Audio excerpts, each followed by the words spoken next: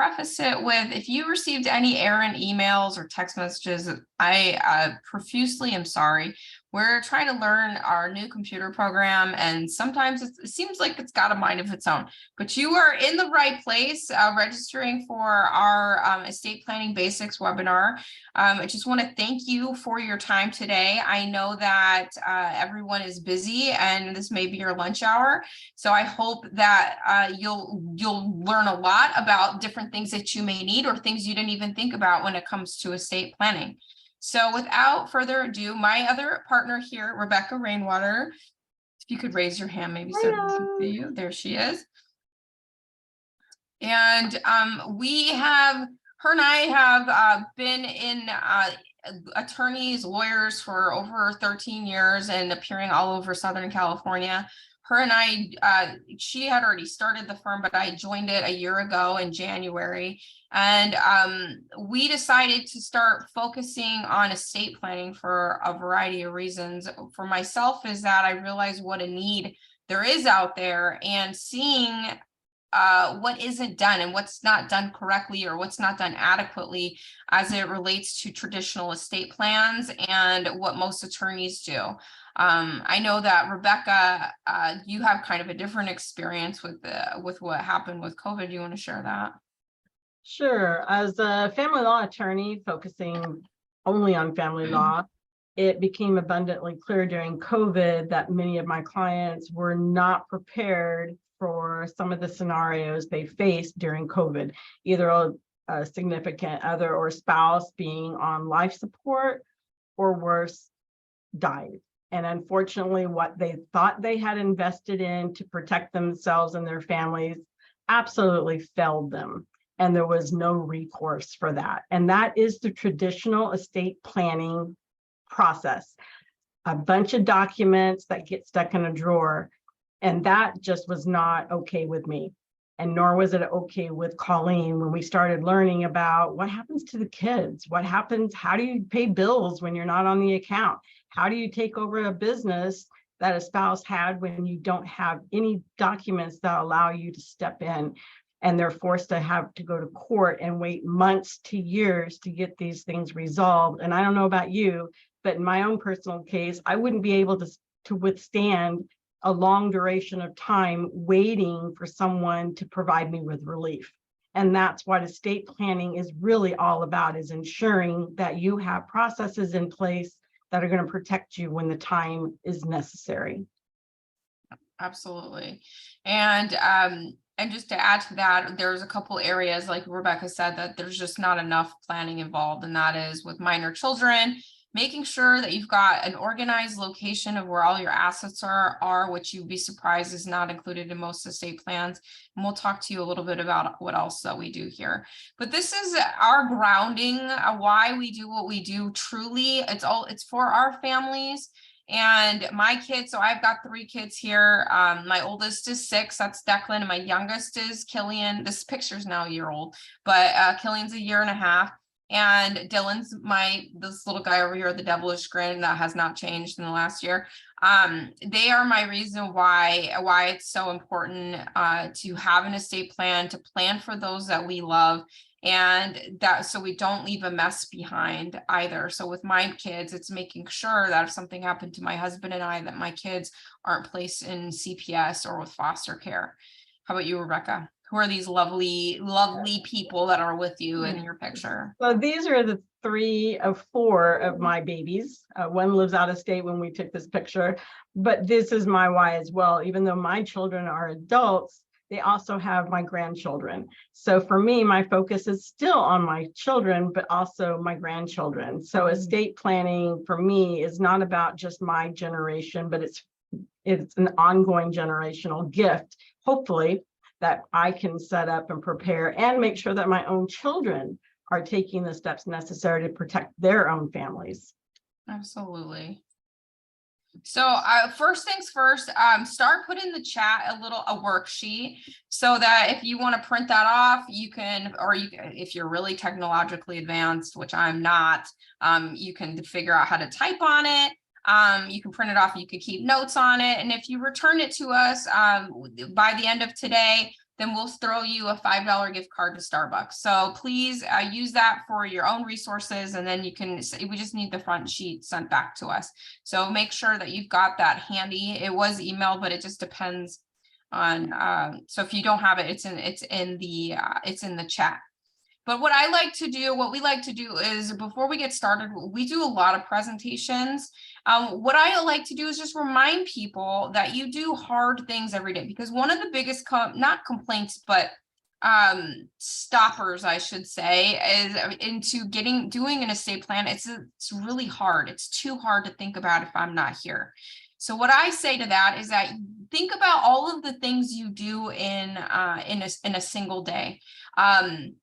Like if you've got kids, you're working, you have 500 schedules to balance and take someone here to there to aftercare to karate to t-ball to Boy Scouts to Girl Scouts, then come home, make dinner, be a spouse, be a significant other, be the tutor to your kids or whatever you need. And like, you do a million things in a day. If you own a business, think about every task that you complete. It can be exhausting, but I'm saying this to empower you that you do very difficult things every single day. It's that balancing act that we all do. So if you can do those things with the tools that we provide and to share with you, I hope that you can certainly do what's necessary for estate planning as well. So one of the things that I also like to share is that even though this picture, it's in French, by the way, it's a French courthouse, but you get the idea, you get the mental image of a courthouse, the grand stately buildings, even though a lot of our courthouses don't look like this. But anytime you hear anybody, not just in this webinar, but throughout your life, you hear the word court, you say to yourself this acronym, CCD. Now, what does that stand for? It stands for cost, the cost of having to go to court. And we're specifically going to talk about the cost of going to court in the context of probate cases, the conflict. So we think of conflict with court in a traditional sense as in adversaries. People are fighting over a particular point, or they've been injured, or whatever the situation is. But in probate court, you may not necessarily be fighting, like having an opposing party, but it's that internal struggle, the internal difficulty of having to go to court when you weren't expecting to go to court or have to go to court, and then going through the process of a probate case, which is not easy to do. It's not user-friendly. And then lastly, it's the delay. The delay in probate cases is approximately 1 to 2 years. We're going to talk a little bit more about that in more detail as to why that's so long, but that's 1 to 2 years that your family members would have to wait in order to get the assets that you've left behind. So CCD, and you can utilize that anytime you hear the word court. So my question to you is, do you currently have an estate plan? If you don't, why don't you? Common things we hear is, we're really busy. I get it. So are we. I've heard this before. We're too young. Actually, this is like almost verbatim what someone told me. We're too young. Statistically, in my family, nobody's passed away before the age of 90. Okay. It's too expensive. That is fair too. And we hope to dispel some of these myths that are underlying these questions that people have asked. And if you answered yes, what do you hope to learn today? Better understanding, because you're going to get that today. Is online okay? Outdated? How many people have estate plans but haven't looked at them in years? So you're in the right place for attending today and trying to get more information if you have someone or something you care about and want to protect. You're also in the right place if you did a fill in the blank will. We can all admit some of us have gone and done the online fill in the blanks, but you're still not sure if it's going to work. So here are a couple of the big fears that we hear. Sometimes if we put it out into the existence, or we put it out there that we're planning for our death, that we're going to manifest it into happening. There is no statistical evidence that this actually is true. So if anything, I actually heard of a study from financial planners that once you have a plan, it lessens the stress, and maybe you live longer, which I choose to believe that versus somehow manifesting your demise sooner. Big fear. It'll take too long. It's such a long legal process. Not true. I'm not old enough or wealthy enough. So I already talked about verbatim what someone told me before, but wealthy enough. We get that a lot too, that I don't have that many assets and I don't need an estate plan. Well, so there is no threshold or floor when it comes to the amount of assets you need before it to have an estate plan. In fact, if you have there's a magic number, certainly, because it just doesn't make sense to go through probate, is if you have real estate, you have minor children, you have assets that total over 168,000, or I'm sorry, 184,000, you certainly don't want to be looking at a will. There's other alternatives such as a trust that may make more sense for you. So we don't have to be talking about billions of dollars or trust fund babies or anything along those lines as to why you should or should not have an estate plan. So you're in the right place if you have someone or something you care about and want to protect. I think that's all of us. Yeah. And there's a lot of people that come to us, and I've seen a number of them. You've gone to Rocket Lawyer, or you've gone to, I'm trying to think, or LegalZoom, and you downloaded the documents and maybe you filled them out. Maybe you've even signed them. Maybe you don't know if they're valid yet, but you're still in the right place. And you're in the right place if you're nervous about how much it will cost. Believe me, not having it costs a lot more. Yeah, and we hope to show that to you too. So the reality is estate planning is not about you. It's about the people that you care about and love the most, because they are going to be the ones that find out if you really did take care of it like you said you would. And what you'll learn today is how loved ones can cope with the unexpected from the different perspectives. So then we'll do this through storytelling, which I think will help all of us. Yeah. So the before is like, what happens if you have no estate plan or you just have a document here or there? And you're going to get all of the details about how long it takes and how much it costs. One of the things that Rebecca and I really strive to do is that we don't play hide the ball with anything. We're going to tell you everything and how much it would cost as well. So this is how this is going to happen. So we're, instead of me and Rebecca just like talking on and on and on, like we're some law school professors, we are going to give you all of the information that you need about how estate planning works through a story. And it's going to be, and the story is this: there's three different cars. Yes. One is Tom the truck driver. The other one is the Doe family, and the third party is Mama Molly. And Tom the truck driver, has a heart attack. I wonder if I disconnected. Aren't I still connecting now? Yeah, try to power it again. Do what now? You're on. I'm not sure who's speaking, but you're on. I don't know if it's Ron, maybe.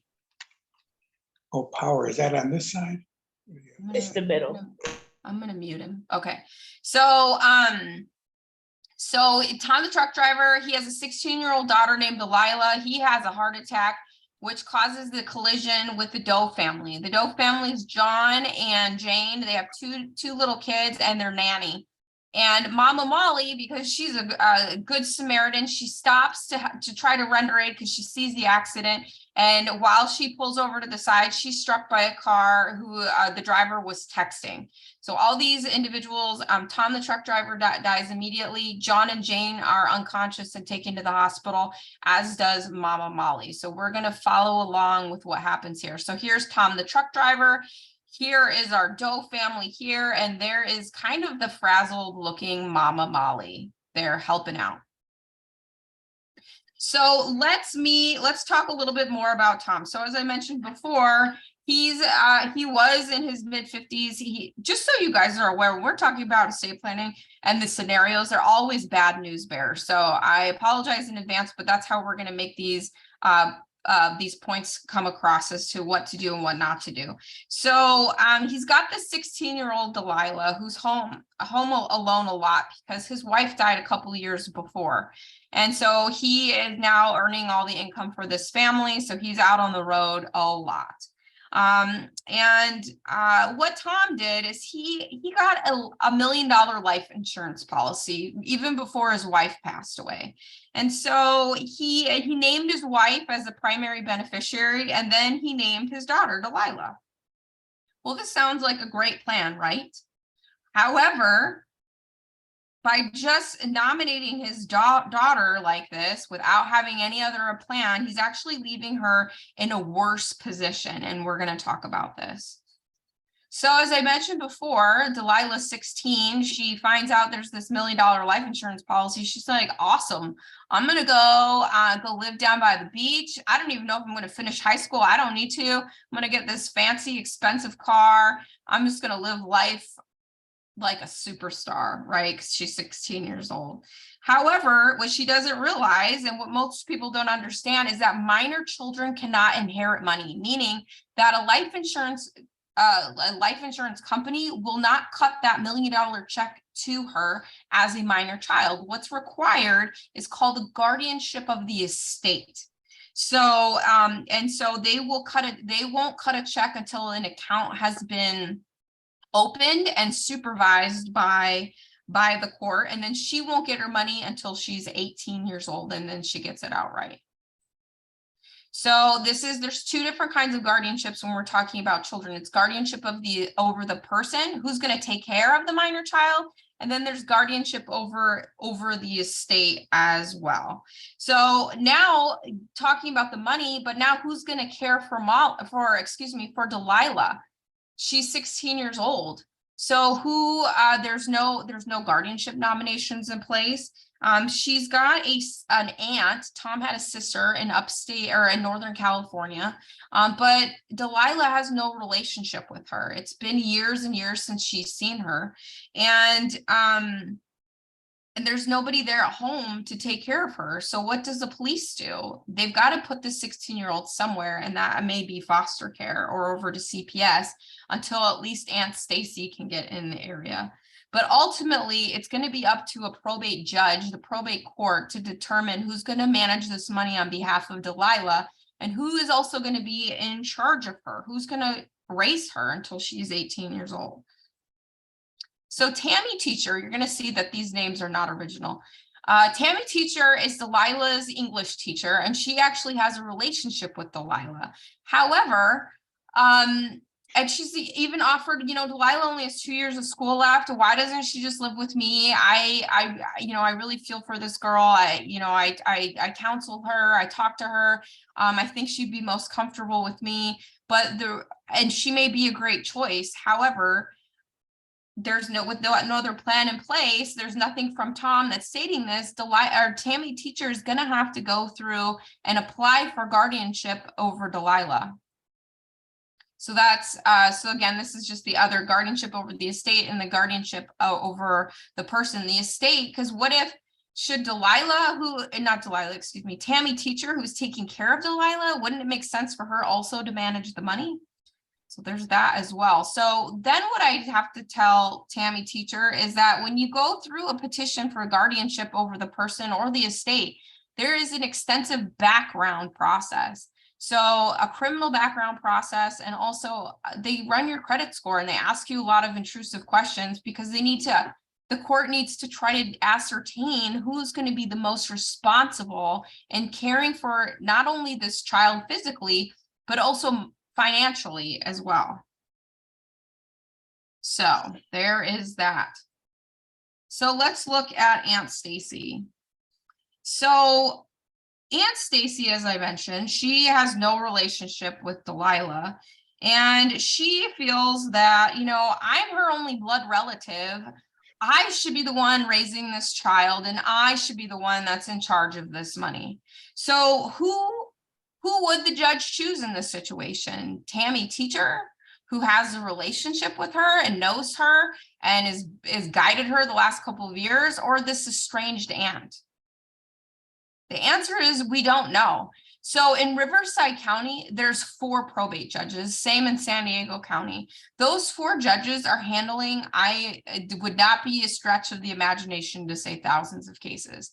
They are handling not only guardianship, so dealing with children whose biological parents can't take care of them, but also conservatorships. So that's disabled adults who can't make decisions on their own. They're admitted, or they're overseeing all of the probate in terms of people dying with or without a will, and then trust litigation. For 4 people, that's a lot for an entire county. So the answer is we just don't know what the judge is going to wind up choosing, because they take into consideration a lot of different information. So going back to this teenage millionaire. So in Delilah's situation, when she turns 18, whatever amount is left over in that account from that life insurance policy, so from 16 to 18, she gets it. There's no additional oversight. She just gets the lump sum and she can do whatever she wants with it. So my question to you is, what would you do if you got almost $1 million or nearly $1 million when you were 18 years old? How would have that impacted your early age, your early adulthood, and if you went to school or the career that you chose? Like, it may derail those kinds of plans. I have a mentor whose husband, he received a couple $100,000, not $1 million, but from getting that money when he was very young, like 18 or 19 years old, he put off plans for college. He put off being an adult, like doing real adult things and becoming independent, because he had this money. So could Tom have done better for his daughter? Because he thought he had a plan by at least getting life insurance, that's step 1, but then he put his minor daughter as the beneficiary. And then what he didn't realize by doing so is now creating 2 different court cases involving who's going to take care of his daughter and then who's going to manage this money on her behalf. So let's see how we can fix this for Tom. 1, we give the money directly to Aunt Stacy, meaning that Tom puts his sister as the beneficiary, the primary beneficiary on this life insurance policy. This may seem like a great idea, but here's the huge takeaway is don't ever do this. If I could make this flashing with 1 billion lights on it, I would. And the reason for that is because Stacy is, when Tom passes away and he lists his sister as the primary beneficiary, she's legally entitled to that money. Meaning if she came to my office and she said, well, I told my brother that I would use that money to take care of his daughter, but I just lost my job. My housemate is going into foreclosure, or whatever the situation is, what can I do with this money? And the answer is, legally, you can do whatever you want with it. You don't have to spend a dime on that as it relates to your niece, because it's your money. So morally, that's a different question, but legally that money is yours to do with that, whatever you want with it. So as I mentioned before, Aunt Stacy is not obligated to use that money on Delilah. So don't do that. That's just cutting corners. So idea number 2.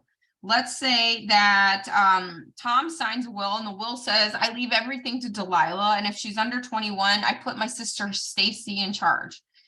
Everyone has heard you probably need a will, and this sounds like a good idea. And not only is he saying everything goes to Delilah, but he's got a plan if she's under 18, then Stacy's in charge.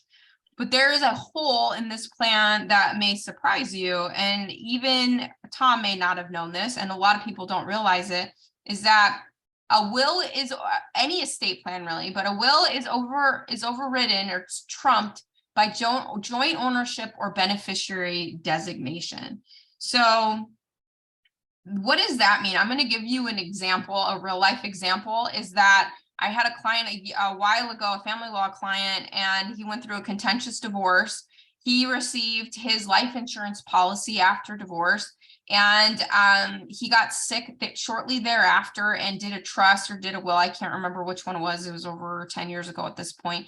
And he put everything to my kids. His kids were all adults. He passes away. That life insurance policy, his brother, who's the trustee or the executor, I can't remember if it was a will or trust, but calls the life insurance policy. He's like, okay, can you write the check out to me? And the life insurance said no, because the primary beneficiary is his ex-wife.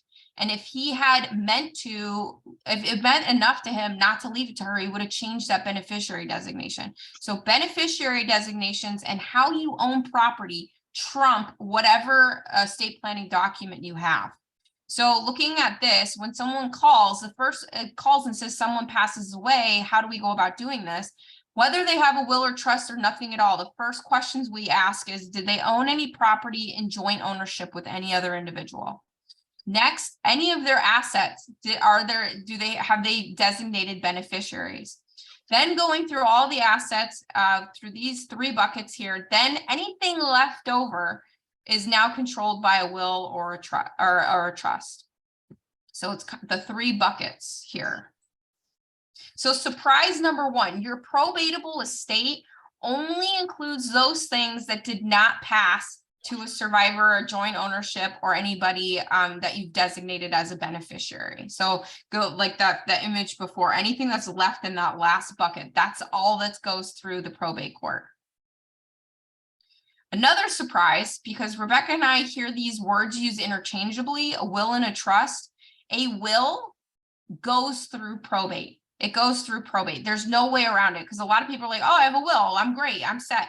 No, if your goal is to avoid the probate, the process of probate, the time and delay and cost, that is a one-way ticket to probate. So the cheesiest line I can tell you, but you'll remember it, is that if there is a will, there is a probate. So I guarantee you're going to remember that cheesy little saying. This is the process of probate. So it is 1 to 2 years, as I mentioned before, and the last people that are paid out are the beneficiaries. And if any beneficiary is over the age of 18, they just get outright distributions. So we're talking about like 19-year-olds or 20-year-olds. I still consider those beneficiaries children.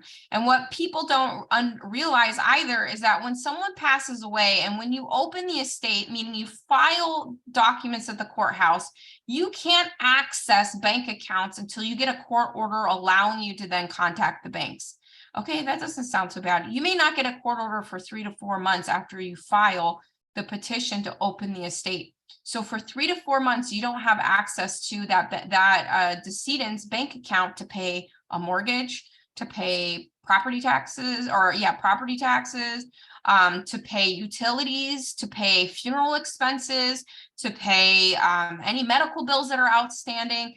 Those things can add up really quickly. And we have seen situations where homes go into foreclosure because the proposed executor can't afford 2 homes. And certainly that's not what the decedent probably was anticipating or the likely consequence of doing that, but it happens. And so that's just something to keep in mind, the length of time before you can access bank accounts. And it doesn't matter if that bank account has $5 billion in it, you can't access it once that owner dies. So the average length of time to go through an entire probate case is 1 to 2 years, and the cost is approximately conservatively at 5% the value of the estate. So if I take in Riverside County, because the math is easier, the average home cost was a couple months ago, $600,000.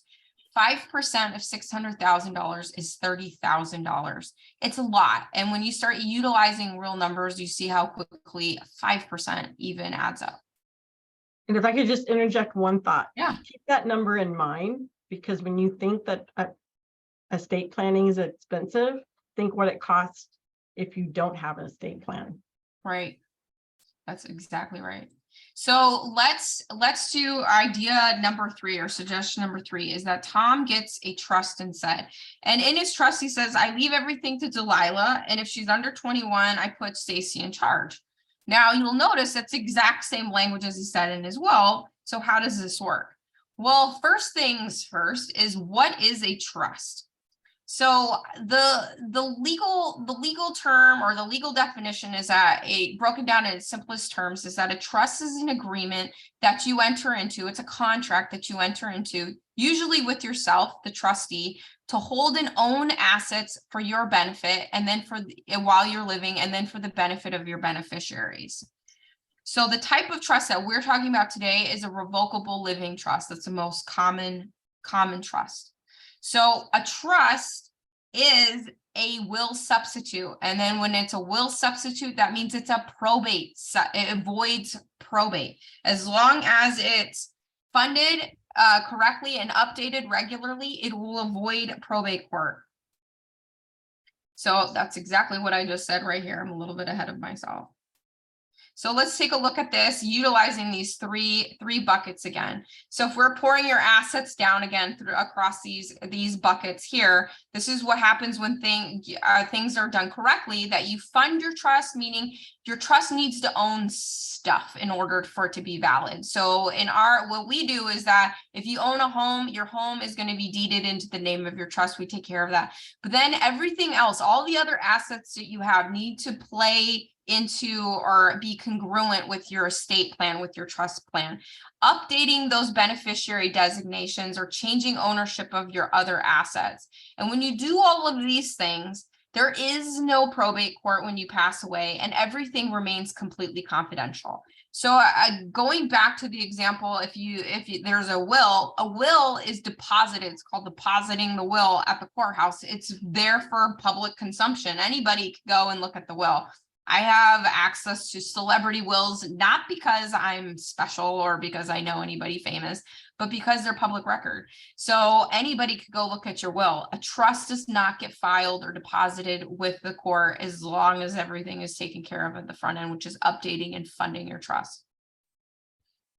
So here in this little creepy picture of this boy is that he's pulling his little red wagon. So when you think about like little kids, and this is probably, they don't really do that, but that little radio flyer red wagon, you put all of your stuff in it.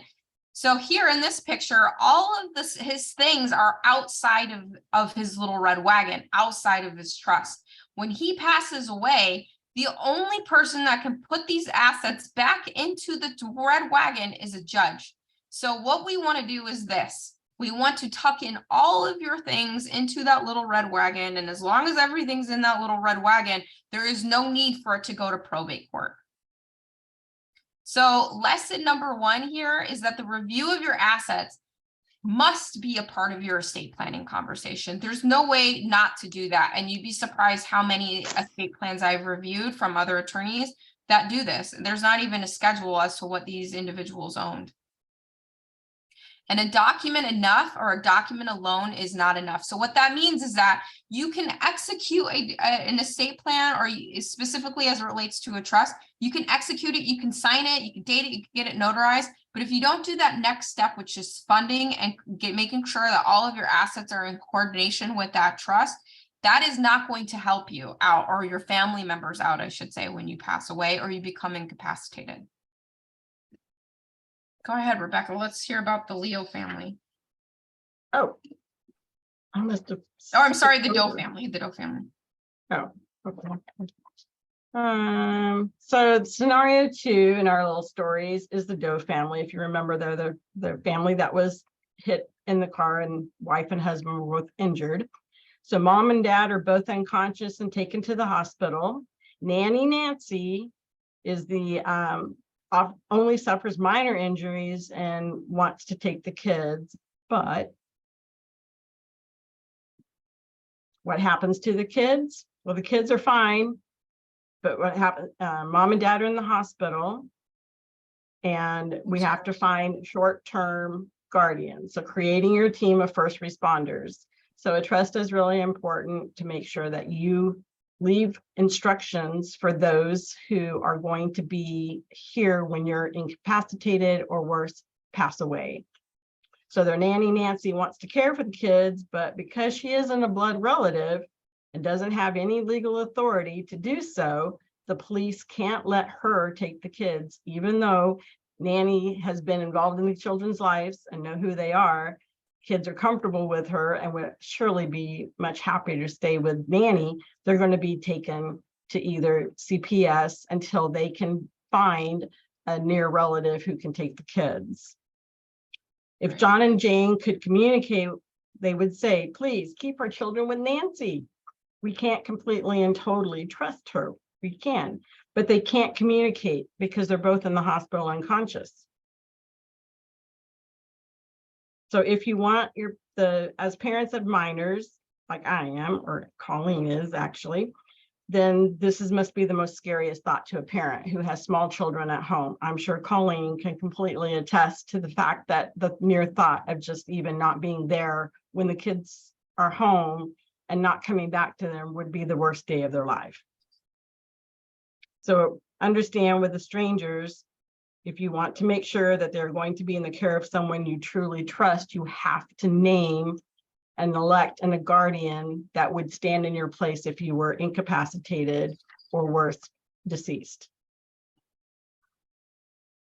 Yeah, and just to go off of that, what we do is that we nominate, we come up with short-term guardians. So someone who's there to immediately care for the kids, and then your long-term guardians.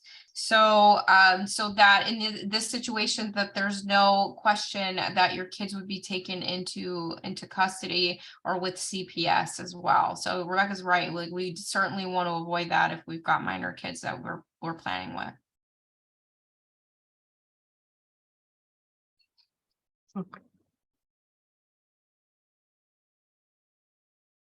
Okay, so I think we just kind of went over that. Guardianship is about two things. One, an emergency, so a temporary guardian that you can elect, and the other would be a long-term guardian that would take over the process of raising the children if, in fact, the parents were deceased. Yes. So Jane's injuries linger on. So then at this point, I don't know, in this story, Colleen, is dad gone, is out, or he's still in? No, John is recovered. Jane is, Oh. her injuries are lingering, so she's still unconscious. And now Jane's parents, if you want to call them the crazy in-laws, enter the picture, and rightfully so. Her daughter is injured and seemingly in a life-threatening situation. They want to know what's going on. Awesome. So in this case, Jane's parents have come to the hospital, of course, to be with their daughter. They want to know what's going on with Jane, but they hit a big roadblock, and it's called HIPAA. We're all familiar with it now, where the law says only certain people have the right to have your health information. And if you don't designate who those people are, you will, such as Jane's parents, even though they are her parents, the medical providers do not need to provide her parents with medical information about Jane, because when she's married, and now the only one that has a duty to Jane is her husband. So Jane's parents are frazzled. They're upset, naturally. Their mom is yelling at the doctor, but the doctor says, "I'm sorry, HIPAA says I can't talk to you." John has been making medical decisions for Jane before her parents arrived, but now here they are legally to make decisions together. You may be thinking to yourself, but why? John is married to Jane. He should have the exclusive right to make Jane's decisions. Big surprise. No, he doesn't. That's John in case you're wondering, that's John in the little circle with the X through it. Apparently he's home doing housewife duties. Yeah, he is, because his wife's in the hospital. So the law says any interested person or persons can make medical decisions for someone who's incapacitated where there's no estate plan. This means Jane's parents and John are now on an equal playing field when it comes to making decisions for Jane. You may think this is crazy. John sure does. The law doesn't presume that your spouse has the best interest at heart. And at the best, you would personally want him or her to make your decisions. It's just any interested person or persons who can make your decisions. To this extent, there is an impasse, which you can imagine there might be. Doctors will tell the interested people there, it's not our call as doctors to decide who to listen to as the final say-so. You all have to go duke this out in front of the probate judge. Now, can you imagine? Your daughter's laying in a hospital bed, needing someone to make decisions, and you've got to go to court. So now we're back in the probate court. And remember, every time you hear probate court, think of CCD. So without an estate plan, healthcare directive, who can make medical decisions? But before we go to court, John is trying to keep up with the medical bills, and they're piling up, as we all know what medical costs. And he's going to learn the hard way that his hands are tied as he tries to pay bills out of Jane's account. Remember, Jane has, I forgot to mention, Jane has a separate bank account that John's not on, that has an inheritance she received from an aunt. So she had some money in there prior to the marriage and she had inherited. John is not an account holder. They never got around to adding his name to the account. John goes into the bank thinking I'll access this account and pay Jane's bills.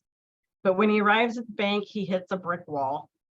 The banker tells him, you can't access Jane's bank account because you're not an account holder. But we're married. Same as with a medical decision, it doesn't matter.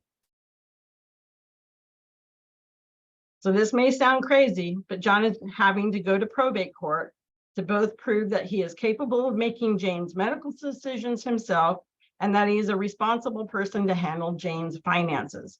Who is the judge going to choose? John or Jane's parents? Jane's parents are just as interested in Jane's medical and financial affairs. When it comes to the finances, Jane's mom is thinking, this is the inheritance from my sister, and I don't want John to make bad decisions with it. And so she's making this very clear to the judge. As you can imagine, there's a lot of potential for conflict between John and Jane's family about what they should do, and a lot of potential for guilt over what the right decision might be. So how could Jane fix this? A financial power of attorney. So I guess number one and number two, healthcare directive and HIPAA authorization. So the healthcare directive would state who could make decisions on your behalf if you become incapacitated. And the HIPAA authorization just simply lets the medical team know who they can share information with that you've selected. So financial power of attorney, this was what John would need to be able to go to the bank and access an account, even if he's not the account holder. So lesson 3, the only person other than you who can make your decisions is a probate judge. Obviously, we don't need a judge who doesn't know you or your family making decisions on your behalf. So an estate plan is the only way to make sure that your wishes are communicated when you're unable to speak or worse passed, so that the people who do know and love you will be able to follow the instructions and wishes that you've left. So Mama Molly, do you want to take Mama Molly or do you want me to do that one, Rebecca? No, you can have, Molly's a mess. Molly is a mess. But what she does, what we're going to learn here, is that she had everything in place. So she had a revocable living trust that included a healthcare directive. It included her financial power of attorney, guardianship nominations, a kids protection plan. So when she goes into the hospital and is unconscious, her husband is able to focus on taking care of her. The short-term guardians, which are grandma and grandpa that live in the area, they come into play. They're able to take the kids to school, take them to the doctor while Mama Molly's recovering. And because she's incapacitated, they get their successor trustee who can step in their financial power of attorney to manage the affairs and making sure all the household bills are being paid. And while the family's just focusing on Molly. And then once she makes a full recovery, which by the way, she does, the successor trustee, the financial power of attorney, they all step back into on deck waiting if they're needed again in the future. So when you have a complete revocable living trust or an estate plan that operates like this, it can be seamless in the event that you're incapacitated. So these are all of the different elements, is having a trust-based plan or a will-based plan if that fits your needs and your goals, a power of attorney, your healthcare directive. These two here are your incapacity planning along with your HIPAA authorization. And if you have minor children, that kids protection plan.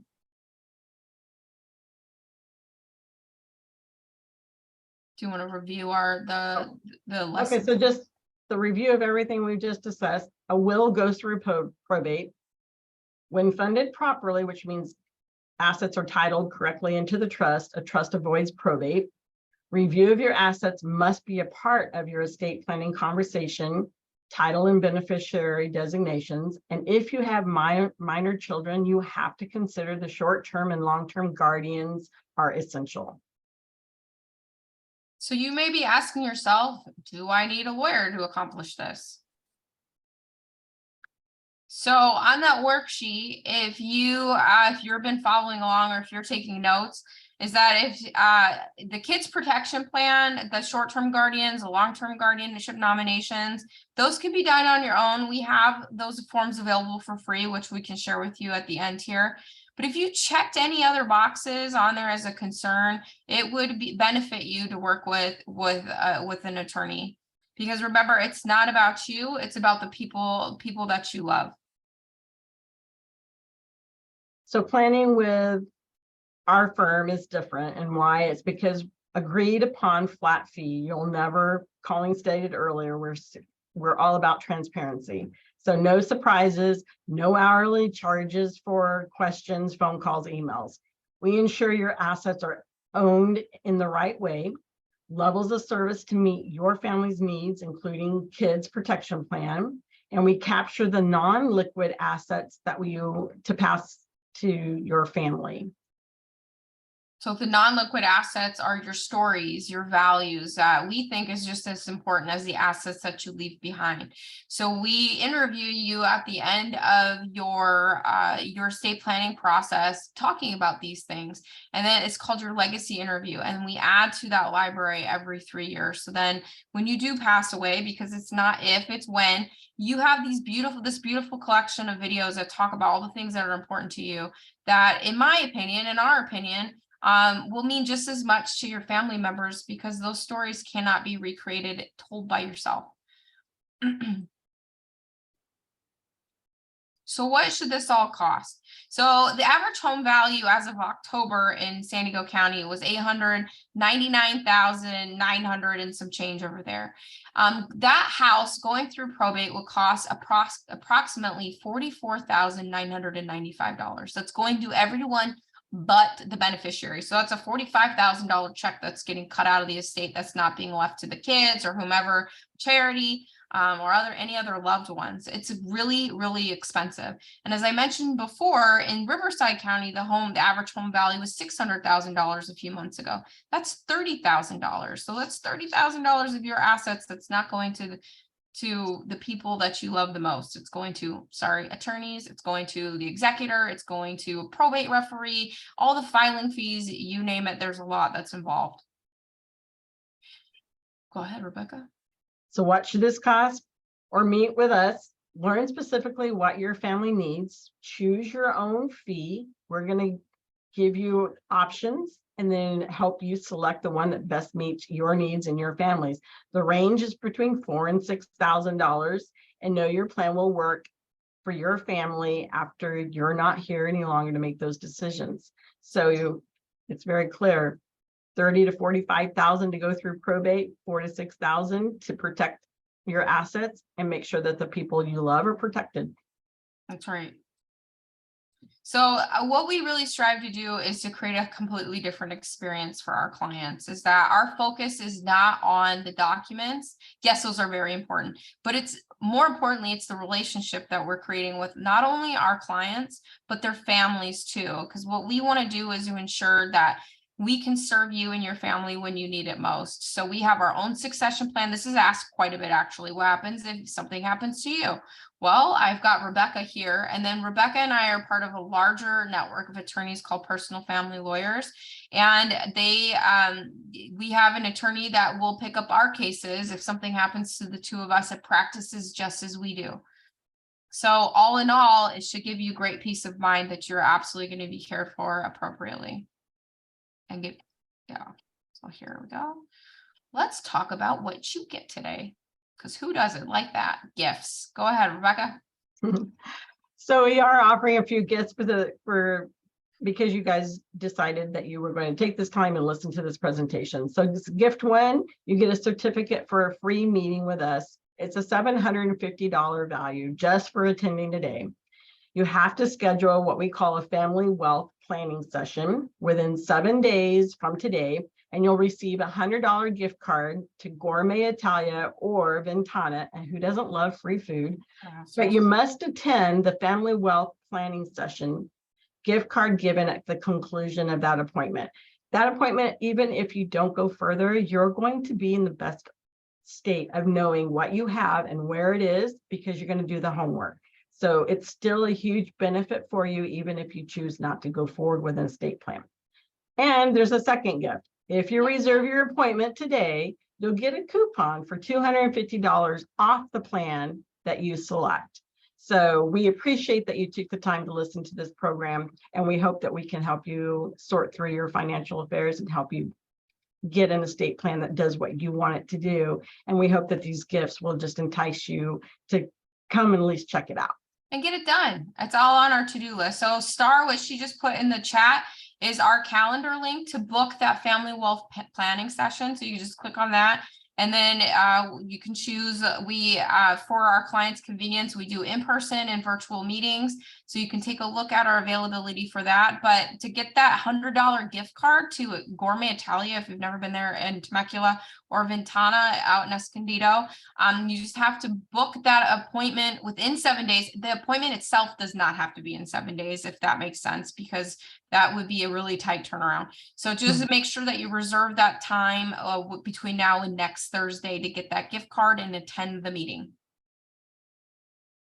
So we can open it up to any questions that any of you may have from the presentation. You can unmute yourselves, please. And or if you have any comments, certainly we'll hang out here for a few minutes. We'll send you out the replay because it has been recording, as we mentioned before, in case that you need to rewatch it, or maybe you want to share it with your spouse or your significant other. But please let us know if you have any questions.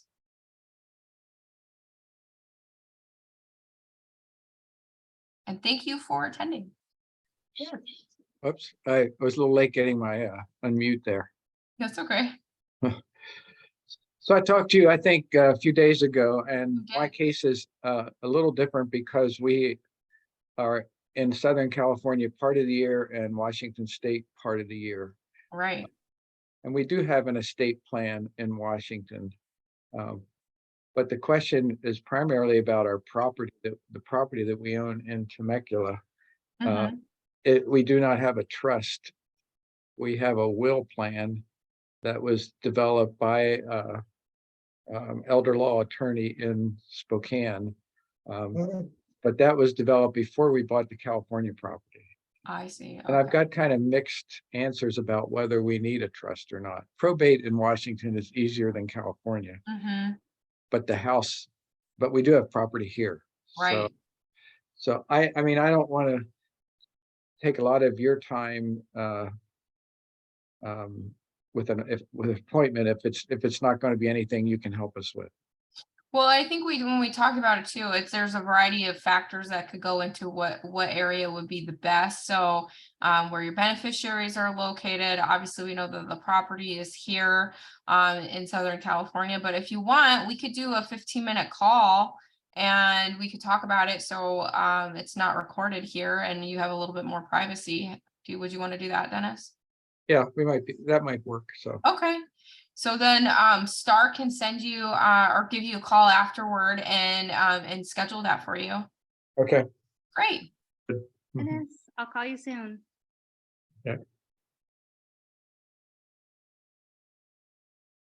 Anybody else have any questions or comments, or have you gone through probate? Have you experienced the wonderfulness that is probate?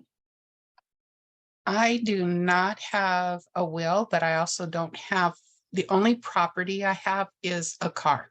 Okay. I do have an advance directive, but it is, it's not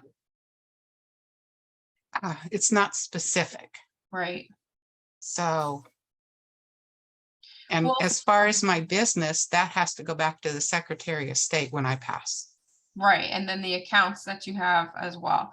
So in your Yeah. situation, Catherine, because I know we've talked about it Mhm. before, so it's certainly not a one size fits all as it relates to whether to have a will or a trust, or maybe you just need better incapacity planning documents that we talked That's about. what I'm thinking is the power of attorney and maybe a better advance directive. Right, certainly.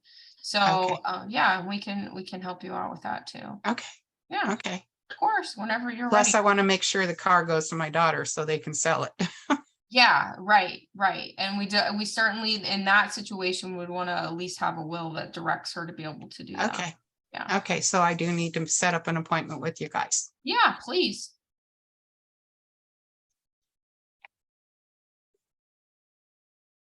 All right, well, Rebecca, do you have any closing thoughts or things to say? No, I just appreciate everyone taking the time to join us today, and I hope that if you find it useful to find it on demand and share it with those that you believe need to hear this message. Absolutely, absolutely. And I know, as to Michelle said, it's a lot to take in. It's a lot of information for sure.